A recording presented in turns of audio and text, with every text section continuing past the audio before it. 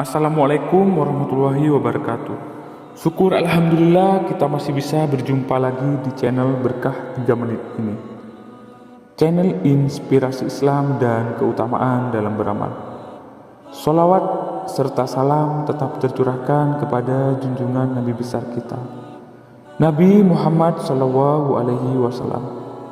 Allahumma sholli ala Muhammad wa ala alihi sayyidina wa maulana Muhammad.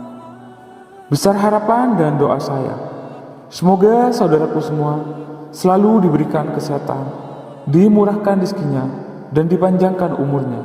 Amin amin ya rabbal alamin. Baiklah sahabat beriman yang dirahmati Allah Subhanahu wa taala. Perlu kita ketahui kisah orang beramal tapi tak beruntung. Abu Hurairah pernah mengisahkan tentang 3 nasib orang yang beramal tetapi tidak beruntung. Mereka akhirnya masuk neraka. Padahal selama hidup di dunia, mereka yakin dengan amalnya yang bakal mengantarkan mereka ke surga. Kisah ini dinukilkan oleh banyak pakar hadis, antara lain Imam Muslim, An-Nasai, Ahmad, dan Baihaqi. Kisah yang sama dalam teks hadis yang berbeda juga diriwayatkan oleh Imam At-Tirmizi, Ibnu Hibban, dan Al-Hakim. Namun, pengadilan Allah Subhanahu wa taala jauh berbeda dengan pengadilan manusia. Allah Subhanahu wa taala Maha tahu segala hal meski ukurannya seberat atom. Allah Subhanahu wa taala pun memiliki sifat Maha Adil yang memutuskan setiap perkara tanpa zalim. 3 orang yang merasa menjadi calon penghuni surga ini pun tergeletak. Mereka yang terdiri dari orang-orang saleh itu justru berakhir di neraka. Apa gerangan yang terjadi? Rupanya mereka hanyalah saleh di pandangan manusia, tapi tidak menaudihkan Allah Subhanahu wa taala dalam niat amal mereka.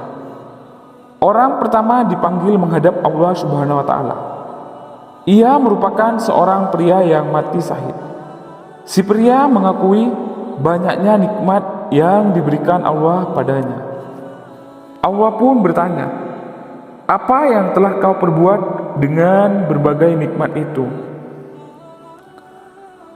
Mujahid itu menjawab, "Saya telah berperang karenamu, sehingga saya mati syahid," ujarnya. Allah pun menyangkalnya, "Kau telah berdusta. Kau berperang agar namamu disebut sebagai orang yang pemberani. Dan ternyata kamu telah disebut-sebut demikian," firman-Nya. Kemudian Allah memerintahkan agar amalnya dihitung di hadapan pengadilannya. Akhirnya, mujahid ria itu pun diseret wajahnya dan dilempar ke neraka. Orang kedua pun dipanggil.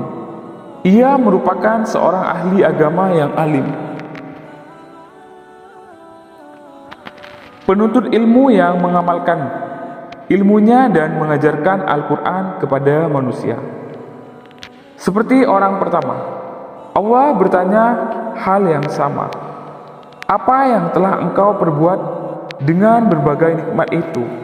Sang ulama menjawab, "Saya telah membaca, mempelajari, dan mengajarkannya Al-Quran karena engkau," ujarnya. Namun Allah berfirman, "Kamu berdusta. Kau mempelajari ilmu yang agar disebut sebagai seorang alim, dan kau membaca Al-Quran agar kamu disebut sebagai seorang qori." Allah mengadili. Kemudian Allah Subhanahu wa taala memerintahkan amalnya dihitung di hadapan pengadilannya. Akhirnya alim ulama itu pun diseret wajahnya dan dilempar ke neraka. Selanjutnya orang ketiga pun dipanggil. Ia seorang yang memiliki kekayaan berlimpah dan terkenal karena kedermawanannya didatangkan di hadapan Allah Subhanahu wa taala. Seperti orang pertama dan kedua, Allah bertanya hal yang sama. Apa yang telah engkau perbuat dengan berbagai nikmat itu? Sang dermawan itu menjawab, semua harta kekayaan yang aku punya tidak aku sukai, kecuali aku sedekah karenamu. Allah Subhanahu wa taala kembali berfirman, kamu berdusta. Kamu melakukan itu agar orang-orang menyebutmu orang dermawan dan murah hati.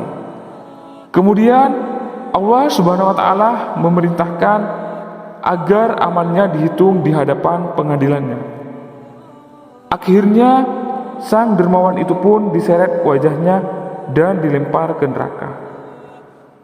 Abu Hurairah juga berkata, Rasulullah Shallallahu Alaihi Wasallam pernah menepuk pahaku seraya bersabda, wahai Abu Hurairah, mereka adalah manusia pertama yang merasakan panasnya api dan neraka jahanam pada hari kiamat nanti.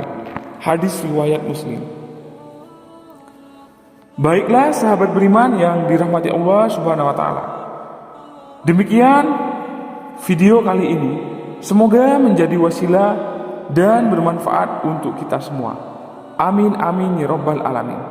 Saya akhiri. Wassalamualaikum warahmatullahi wabarakatuh.